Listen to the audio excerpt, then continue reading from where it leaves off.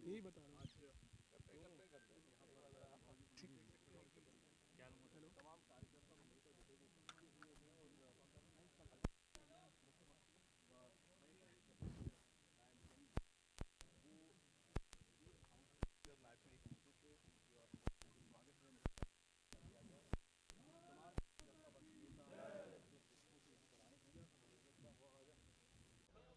कैसे चढ़ाएंगे? लोग आएंगे तो कैसे चढ़ाएंगे?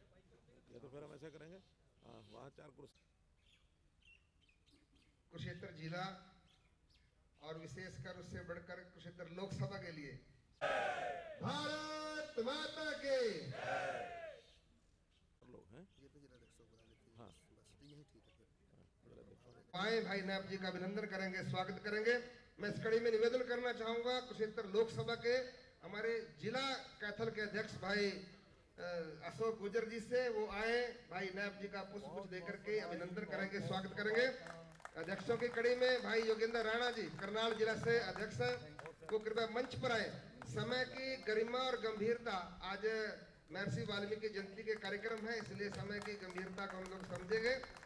और हरियाणा से और जिला अध्यक्ष हमारे युवा मोर्चा के प्रदेश के यशस्वी अध्यक्ष भाई राहुल राणा जी की तरफ वो भी आए और भाई नायब जी को पुष्प गुच्छ देकर के अभिनंदन करेंगे, स्वागत करेंगे। मैं इस स्वागत की कड़ी को नीचे हमारे कार्यकर्ता के जिलाध्यक्ष शायद और नहीं है मुझे लगता, पंचकुला के भाई राजू मौर्य जी हमारे जींद जिला के यशस्वी जिलाध्यक्ष हैं। भाई अजय शर्मा जी पंचकुला से जिला के अध्यक्ष, वो भी तुरंत दौड़ करके मंच पर आए, भाई नायब जी का अभिनंदन करेंगे, स्वागत करेंगे। अब हाँ अम्बाला से भाई राजेश बतौरा पीछे खड़े ना, वो सामने खड़े भाई राजेश बतौरा जी, हमारे कालका से विधायिका रही बहन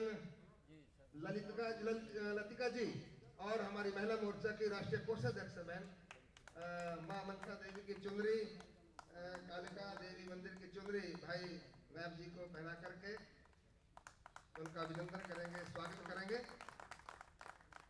माननीय हाँ असीम जी हमारे दूसरी बार अम्बाला शहर से विधायक और जिन्हें सर्वश्रेष्ठ विधायक का पुरस्कार से नवाजा गया, आदरणीय असीम गोयल जी आए, भाई नायब जी को पुष्प गुच्छ देकर के उनका अभिनंदन करेंगे, स्वागत करेंगे। बाकियों को बाद में करने का मौका, बाकी अध्यक्ष हो गए, भाई मौजी अध्यक्ष, हाँ बाकी बाद में मौका मिलेगा। अब मैं निवेदन करूंगा भाई नायब सैनी जी जिनके अगुवाई में आज हम सभी यहाँ पर पहुंचे हैं, वो इस अरे इनको हम बाद में बुलवाना। हाँ मैं निवेदन करूंगा आदरणीय नायब सैनी जी से आज, अरे नायब जी बाद में बोलेंगे यार। नहीं वो स्वागत करेंगे जी आपका, अरे तो ये नहीं आपका अभिनंदन करने के लिए तो आ रहे हैं। हाँ भाई नायब सैनी जी हरियाणा के यशस्वी, जैसे मैंने कहा कर्मशील कर्मयोगी मुख्यमंत्री आदरणीय मनोहर लाल जी को, उनको भी पगड़ी पहना करके पुष्प गुच्छ दे करके उनका धन्यवाद भी करेंगे, उनसे आशीर्वाद भी लेंगे आदरणीय नायब सैनी जी। अरे आज भैया ये हीरो है, आज काहे को चक्कर में पड़ते हो? नहीं आशीर्वाद भी चाहिए जी, आपका धन्यवाद भी चाहिए, तो मैंने कर दिया। ये रब निकाल दो, रब निकाल दो।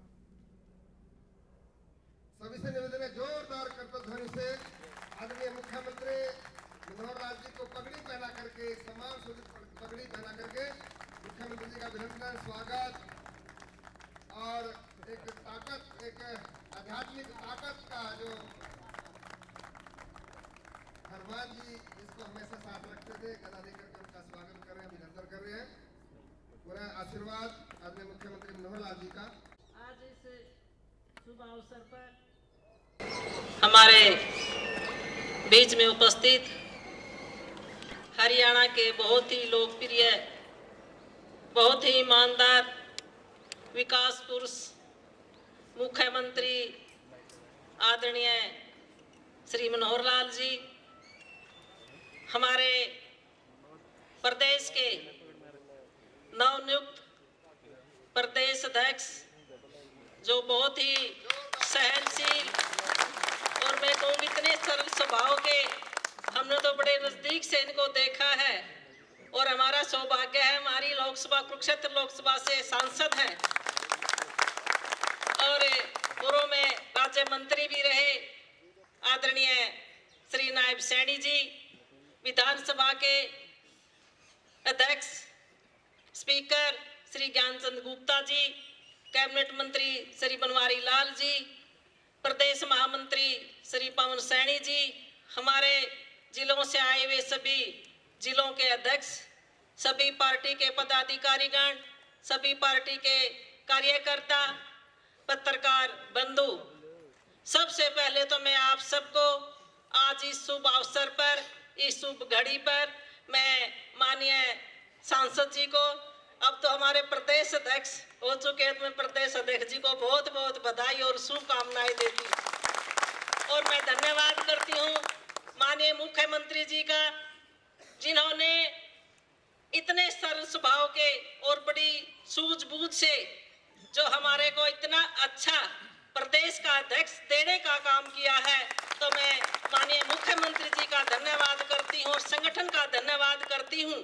और मुझे पूरा भरोसा नहीं, पूरी उम्मीद है हमारे प्रदेश अध्यक्ष जी हमारे संगठन को मजबूत करने का काम करेंगे, सभी कार्यकर्ताओं में जोश भरने का काम करेंगे और तीसरी बार हमारे देश में नरेंद्र मोदी जी इस देश के प्रधानमंत्री बनेंगे और तीसरी बार हमारे प्रदेश के मुख्यमंत्री माननीय मनोहर लाल जी इस प्रदेश के मुख्यमंत्री बनेंगे और इस प्रदेश और देश को आगे बढ़ाने को मजबूत करने का काम करेंगे। तो मैं ज्यादा न बोलते हुए, समय की गरिमा है और आज तो हम हमारे माननीय मुख्यमंत्री जी को और प्रदेश अध्यक्ष जी को सुनने के लिए आए हैं, तो मैं ज्यादा न बोलते हुए दोबारा से आप सबको बहुत बहुत बधाई और शुभकामनाएं देती हूँ। और आज महर्षि वाल्मीकि जी की भी जयंती है, मैं उसकी भी आपको बधाई देती हूँ, उनको श्रद्धा सुमन अर्पित करती हूँ, उनको नमन करती हूँ। आप सबका बहुत बहुत धन्यवाद। जय हिंद, भारत माता की जय। धन्यवाद बहन कमलेश डांडा जी, मंत्री हरियाणा सरकार। बहन जी कह रही थी बड़े सरल से हैं, सहज स्वभाव के हैं।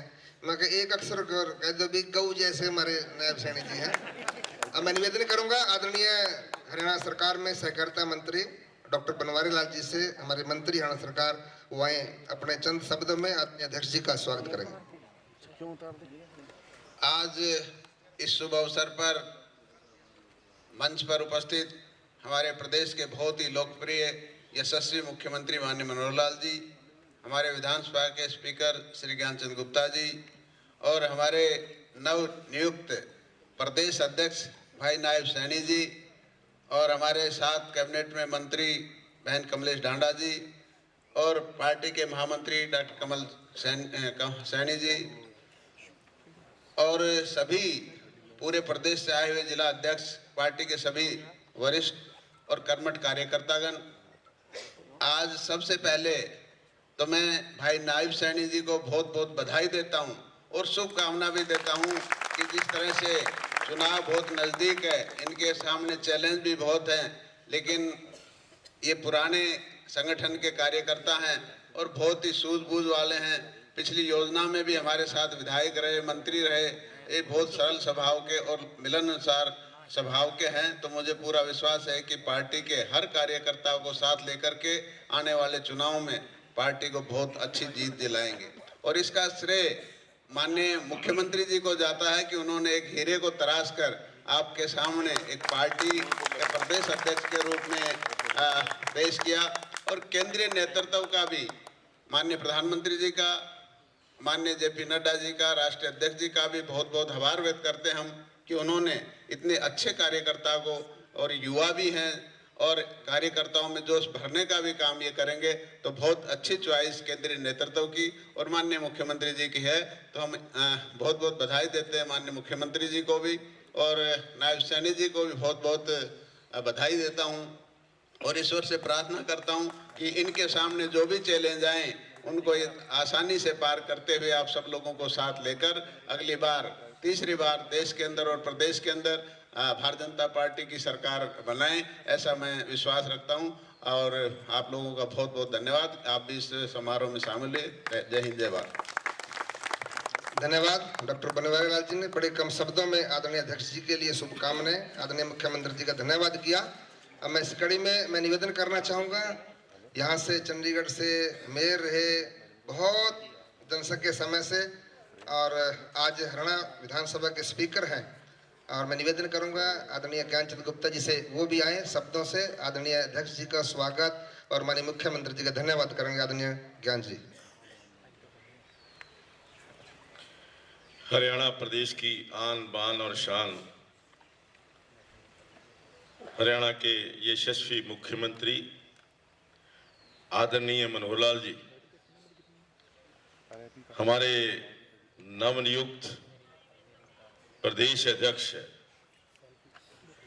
भाई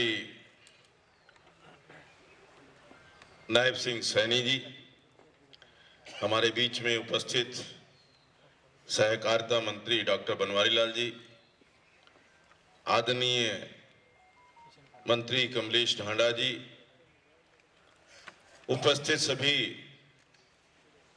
वरिष्ठ कार्यकर्ता बंधुओं, पत्रकार छायाकार बंधुओं, सर्वप्रथम मैं भाई नायब सैनी जी को बहुत बहुत बधाई देता हूं, बहुत बहुत शुभकामनाएं देता हूं कि संगठन ने जो जिम्मेवारी भाई नायब जी को सौंपी है।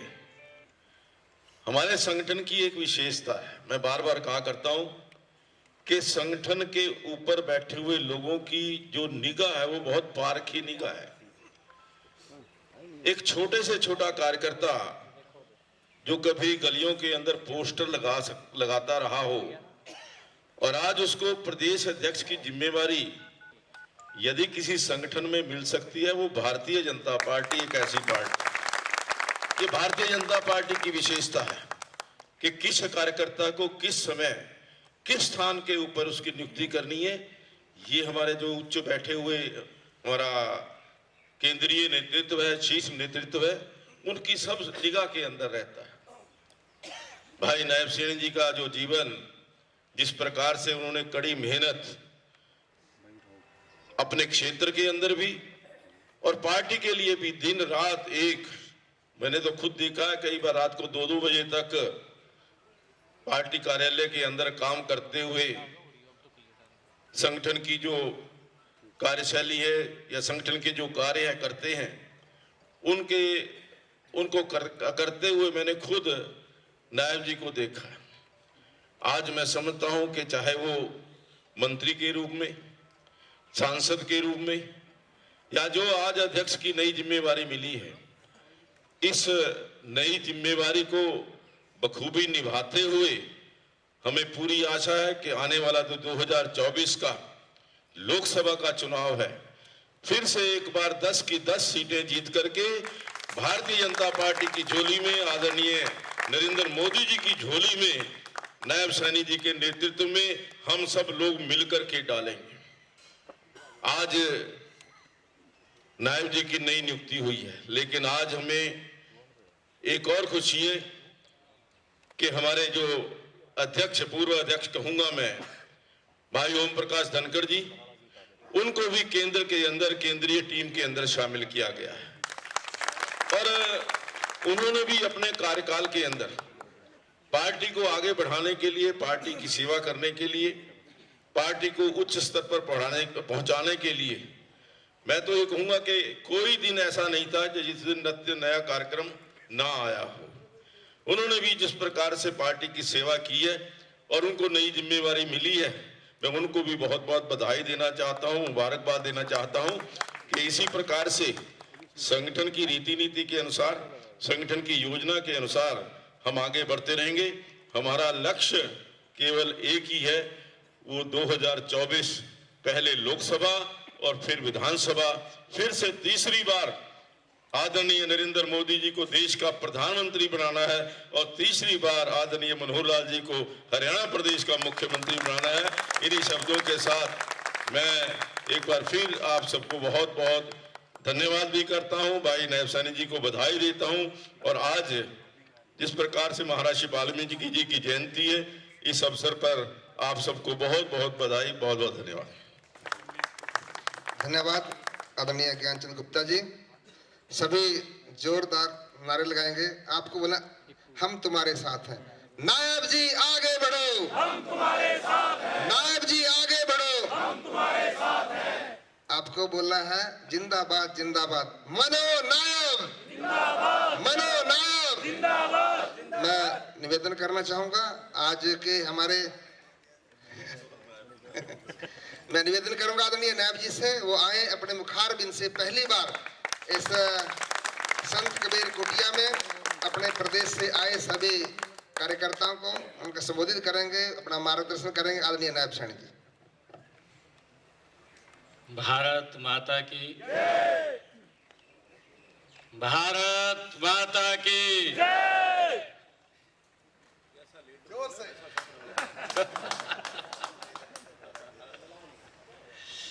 सम्मान के योग इस प्रदेश के कर्मशील तपस्वी गांव गरीब महिला युवा पिछड़ा दलित किसान की आवाज परम आदरणीय मनोहर लाल जी मुख्यमंत्री हरियाणा प्रदेश और उनके साथ ही हरियाणा विधानसभा के हमारे माननीय अध्यक्ष ज्ञानचंद गुप्ता जी, हरियाणा सरकार में मंत्री डॉक्टर बनवारी लाल जी, हमारी हरियाणा सरकार में महिला एवं बाल विकास मंत्री आदरणीय कमलेश डांडा जी, हमारे प्रदेश के महामंत्री पूर्व विधायक डॉक्टर पवन सैनी जी, हमारे थानेसर के लोकप्रिय विधायक सुभाष सुधा जी और हमारे जिला के माननीय अध्यक्ष रवि बतान जी,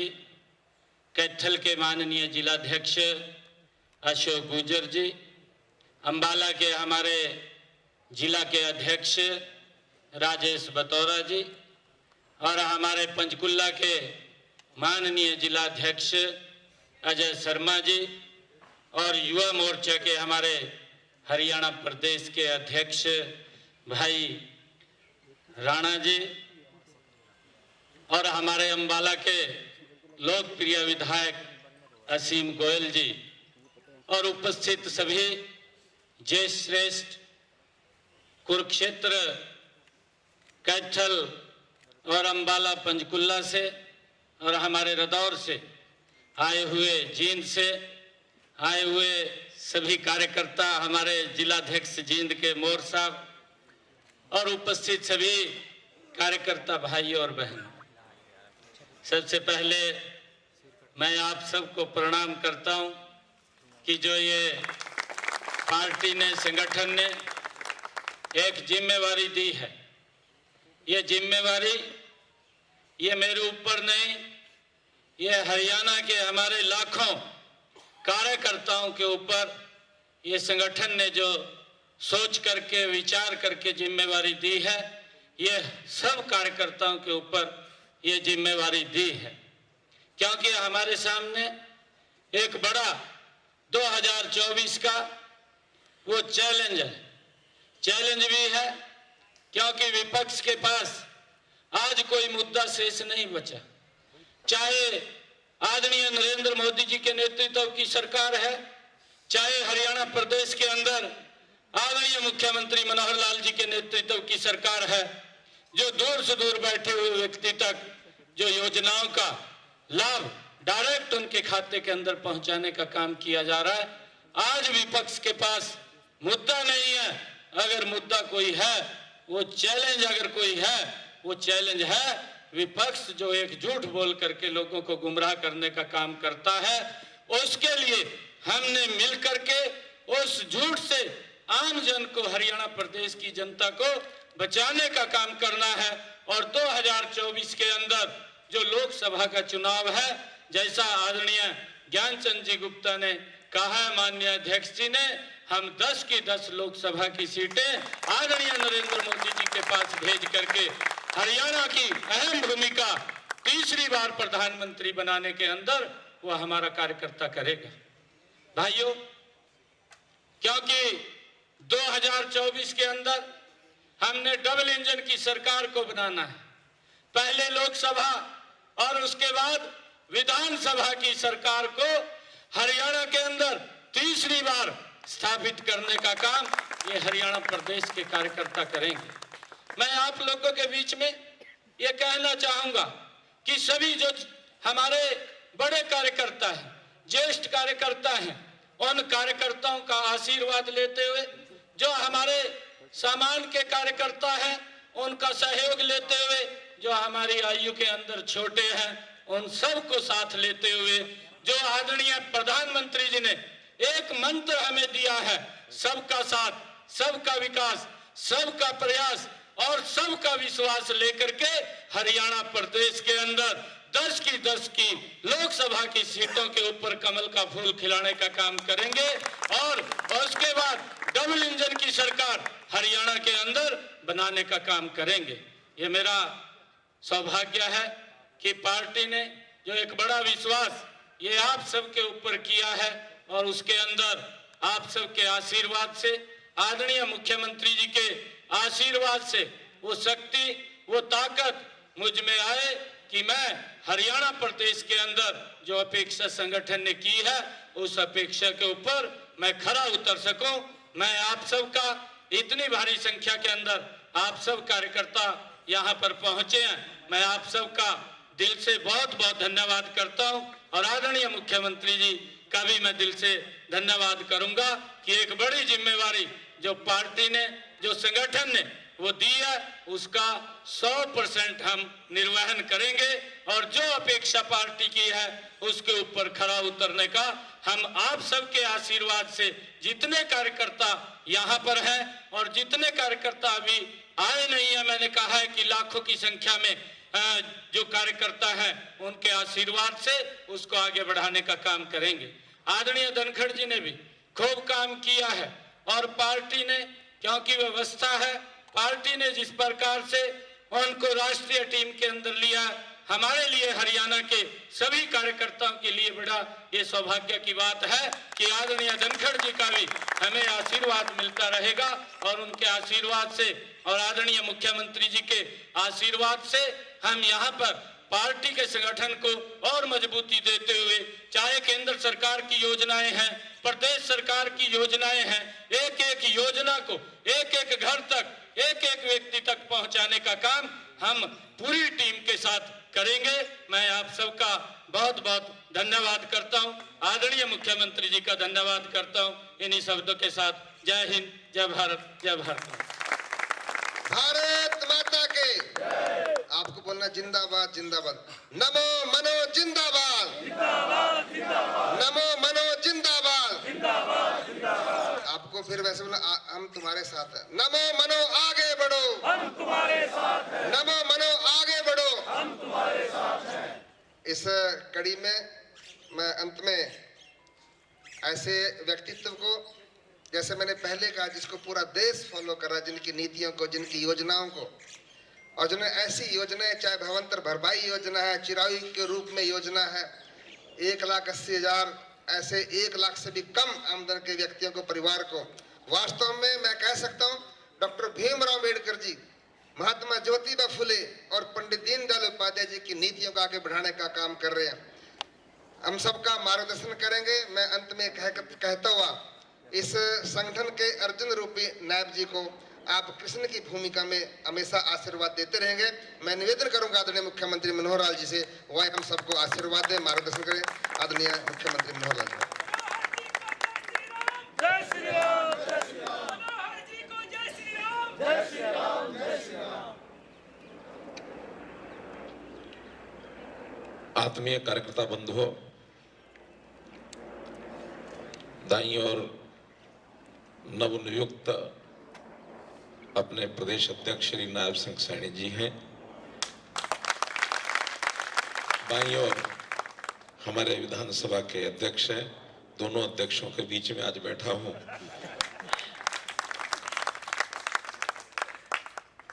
इसी प्रकार हमारे हरियाणा सरकार में कैबिनेट मंत्री श्री डॉक्टर बनवारी लाल जी, हमारी राज्य मंत्री बहन कमलेश ढांडा जी, प्रदेश के हमारे महामंत्री और पूर्व विधायक डॉक्टर पवन सैनी जी,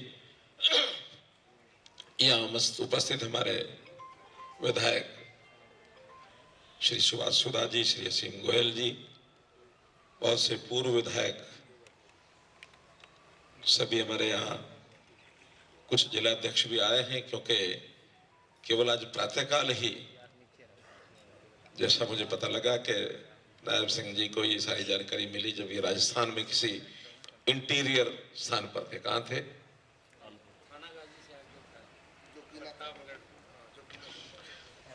400-500 किलोमीटर दूर थे। तो जब समाचार ये इनको मिला, हमको मिला, फोन पर बात तो हुई थी, लेकिन मुझे उस समय तक नहीं पता था कि कहाँ है। मैंने कहा अब इसके बाद क्या है कि जब भी तो मैं दूर हूँ, राजस्थान हूँ, और देर रात में कुरुक्षेत्र पहुंचूंगा। सुबह 4 बजे कुरुक्षेत्र आए हैं, पता नहीं सो पाए होंगे, नहीं हो पाए होंगे, लेकिन इनकी खुशी इतनी थी कि पहले आपसे मिलना है।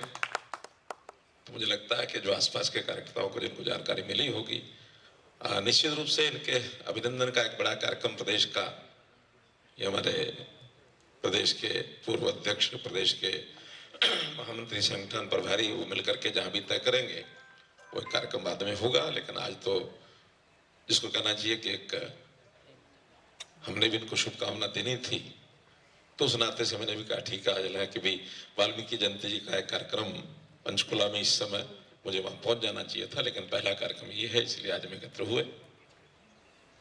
सभी आत्मीय कार्यकर्ता बंधुओं, भारतीय जनता पार्टी का एक सिस्टम जो कार्यकर्ता उनको सबको मालूम है।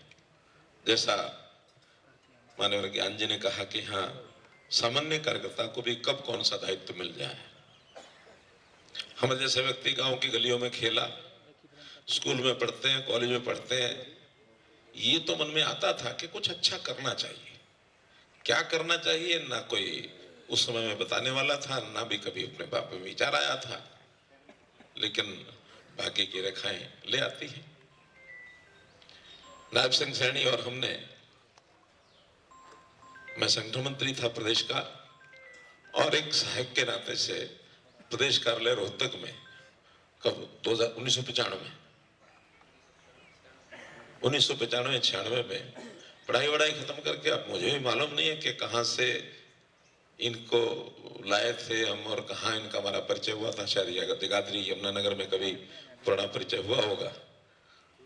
तो इनके एक और भी साथी थे, वो यमुना जिले के हैं, मुझे लगता है शायद सुधीर ने ही मिलवाया था, सुधीर शर्मा, उन्होंने ही मिलवाया था। तो इनका कि मैं कुछ काम कर सकता हूँ टाइपिंग का, कंप्यूटर का, मुझे ऑफिस के लिए भी सहायक सहयोगी चाहिए। तो वास्तव में 1995 से लेकर 2003 तक 8 वर्ष एक पूर्णकालिक कार्यकर्ता के नाते उन्होंने काम किया। कोई घर की चिंता नहीं, कोई पिछली चिंता नहीं, लेकिन पूरा समय संगठन का काम करने। हम तो चलो प्रचारक थे, इस नाते निकल गए, लेकिन जिसका प्रचारक जीवन से संबंध नहीं है, फिर भी पूरा समय आदमी काम करता है, तो ये कार्यकर्ता की पहचान पता लग जाती है। बाद में संगठन पते के आते मेरा केंद्र पंचकुला में रहा, तो पंचकुला में भी हम लोग इकट्ठे काम करते रहे, और पंचकुला की सारी टीम तो उसी समय परिचय में आई। क्यों ज्ञान जी? हाँ, ये शायद 1997 की बात है, 97-98 में। 2003 तक हमने इकट्ठे काम किया। उसके बाद मुझे भी अन्य दायित्व मिल गए, और इन्होंने भी शायद समझा होगा कि बहुत हो गया पार्टी का काम, अब कुछ अपना भी किया जाए, तो अपने व्यवसाय में उतर गए। केवल टीवी में नारायणगढ़ में पूरा जाल बिछाया उन्होंने, पता नहीं बहुत लोगों को नहीं पता होगा। आखिर घर का काम तो चाहिए ना कोई, तो कुछ साल लगातार वो काम किया। काम करते करते जब आदमी का सामाजिक दृष्टिकोण होता है तो स्थान बनता है। हमको भी नहीं पता था कि अभी तक तो केवल कार्यालय के काम में हमने देखा एक्सपर्ट है, दिन में रात में जब जो बताया लगातार करते रहते थे, क्योंकि कड़ी जो होती है वो काम करने वाले कार्यकर्ताओं की अगर मजबूत है तो काम आगे बढ़ता है। उस समय ये सारे काम नीचे तक एक शक्ति के अंदर सम्मेलन हमने किया था, 1998 में रोहतक में शक्ति केंद्र प्रमुखों का नाम ही शक्ति सम्मेलन था। आदरणीय अटल, उसमें अडवाणी जी आए थे, उसमें मोदी जी उसमें थे, राजनाथ सिंह जी थे। उस समय जब चुनाव आ गया तो एक वातावरण बना कि नहीं, हरियाणा में ताकत अपनी खड़ी हो गई और हमको चुनाव अकेले में बढ़ना चाहिए आगे।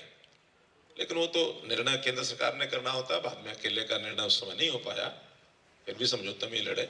लेकिन ताकत खड़ी करने के लिए एक एक व्यक्ति का जो खड़ा करने का काम है वो मिल करके उसका अभ्यास हमको बहुत पुराना है, पूरा है। बाद में वह 2014 के चुनाव की बात आई, हर जगह चर्चा चली। तो जब नारायणगढ़ की चर्चा आई तो मैंने अपनी ओर से कभी ये सोचा भी नहीं था कि नायब सिंह में चुनाव लड़ेंगे। लेकिन टीम के रूप में जिले की टीम और बाकी प्रदेश की उस समय की जो टीम थी कि नारायणगढ़ के से नायब सिंह जी को चुनाव क्यों ना लड़ा दे। मैंने कभी देख लो, जीतने की संभावना हो तो लड़ाओ। चुनाव लड़ाया, जीत गए, भाग्य अच्छा था, मंत्री भी बन गए।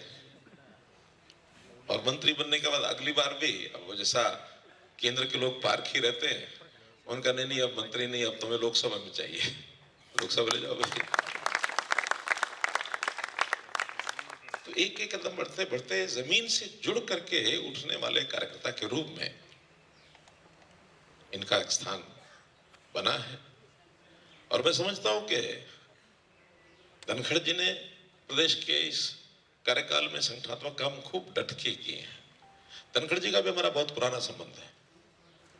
जब विद्यार्थी परिषद में राष्ट्रीय उपाध्यक्ष थे तब ये चर्चा चली कि भी बीजेपी में काम करना चाहिए। चौधरी सूरजभान जी उस समय जीवित थे, तो वो उस समय प्रदेश के अध्यक्ष रह चुके थे और बाद में उनसे भी चर्चा हुई तो उनका कहा हाँ बिल्कुल उनको लाना चाहिए। विद्यार्थी परिषद के लोगों से बात हुई, उनको बीजेपी में ला करके पहले थोड़े दिन जिलाध्यक्ष भी रहे, फिर प्रदेश के महामंत्री रहे, राष्ट्रीय मंत्री भी बने, किसान मोर्चा का भी राष्ट्रीय अध्यक्ष का दायित्व संभाला, प्रदेश के अध्यक्ष बने, अब राष्ट्रीय मंत्री फिर से बने हैं। बहुत गहराई तक का काम जो खड़ा किया है हमारा, जो ये खास करके हमारे जो सम्मेलन हुए हैं, पन्ना प्रमुख सम्मेलन, अभूतपूर्व काम जो प्रदेश में हुआ है। 3 लाख पन्ना प्रमुख इस समय हमारे पोर्टल पर दर्ज है।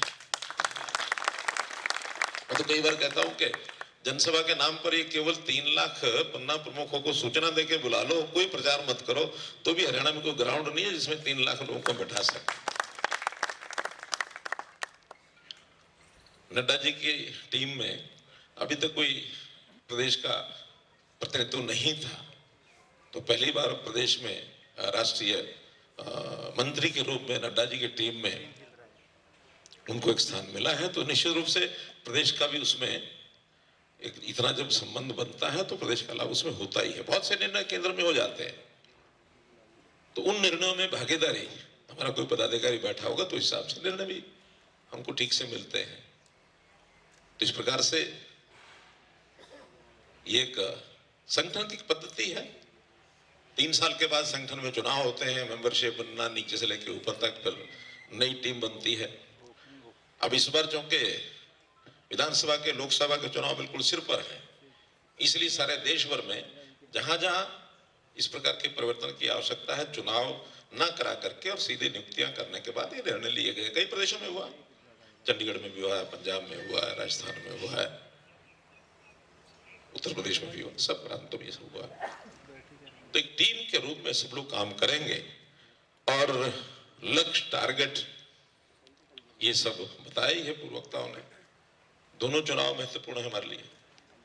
अभी लोकसभा का है, बल्कि लोकसभा के पहले शायद कहीं हमारे स्थानीय निकाय के चुनाव भी आ सकते हैं, क्योंकि 5 हमारी जो नगर निगम है उनका समय अब अगले महीने खत्म हो रहा है, और ऐसी 3 नगर निगम ऐसे हैं जो पहले से ही खाली हैं।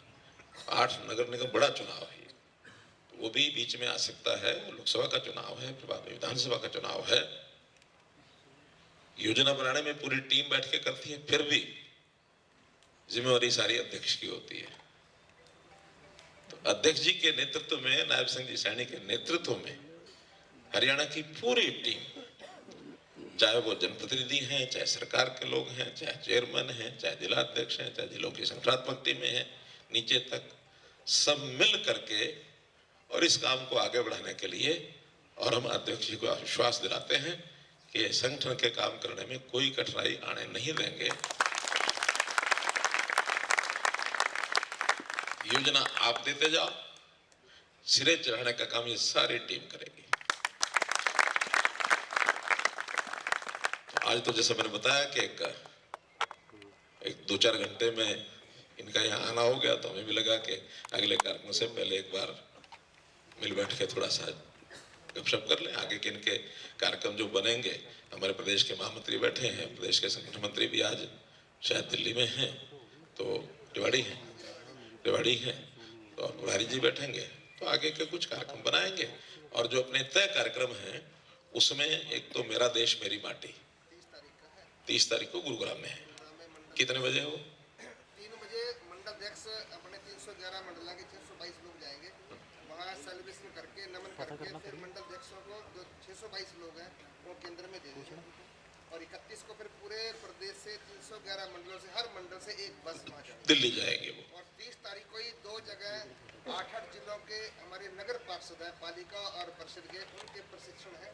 एक झज्जर में है 7-8 जिलों का, दूसरा भी, चलिए वो अलग है, लेकिन कुल मिला के जो बड़े कार्यक्रम हुए हैं तो उसमें एक मेरा देश मेरी माटी, फिर दिल्ली के अंदर 31 तारीख का कार्यक्रम, और बाद में 2 तारीख को यानी 2 नवंबर को करनाल में एक बड़ा सम्मेलन रखा है, अंत्योदय सम्मेलन नाम रखा है। जैसा चर्चा में आया कि हमारी सरकार जो प्रदेश में वंचित है, पीड़ित है, गांव का आदमी है, मजदूर है, कोई जातिगत तरीके से भी हम सोचते हैं कि जिनकी पीड़ा है, जिनको कुछ साधन यानी जिनको हम सहायता या जिनको बहुत से सहयोग सहायता मिलती है, ऐसे लाभार्थियों को सबको बुला करके उस माननीय अमित शाह जी अपने केंद्रीय गृह मंत्री वो उसमें आने वाले हैं। एक अच्छा सफल कार्यक्रम करेंगे, तो इन कार्यक्रमों की श्रृंखला में आगे बढ़ते रहेंगे, वो सूचना आपको मिलती रहेगी।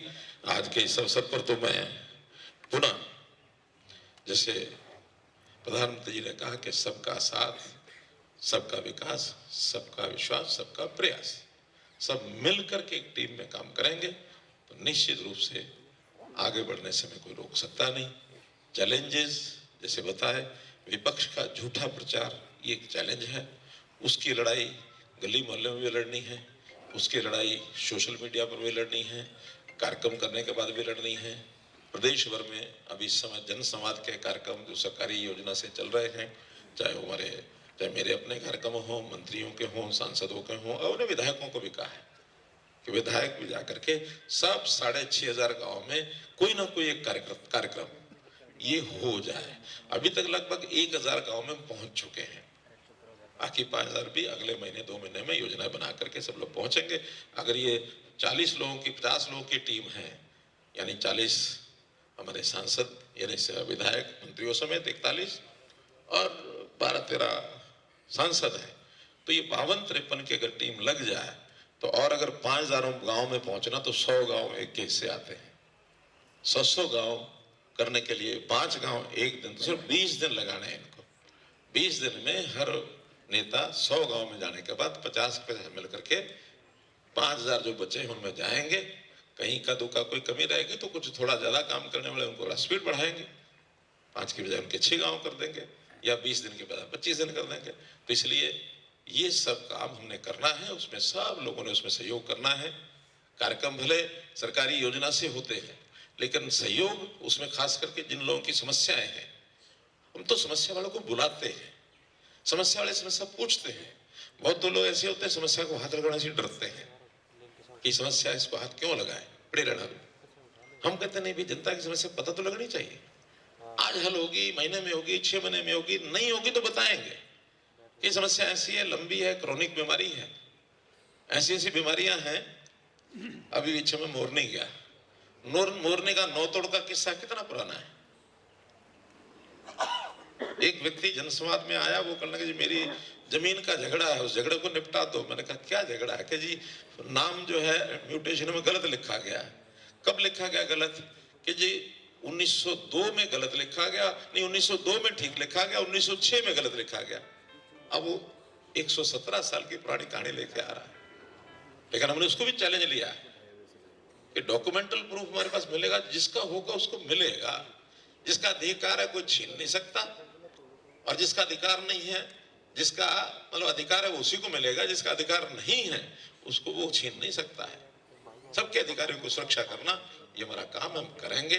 आखिर तो ये न्याय अन्याय की लड़ाई है। हम ये दशहरा दिवाली ऐसे ही नहीं मनाते हैं, सत्य असत्य की ये लड़ाई है।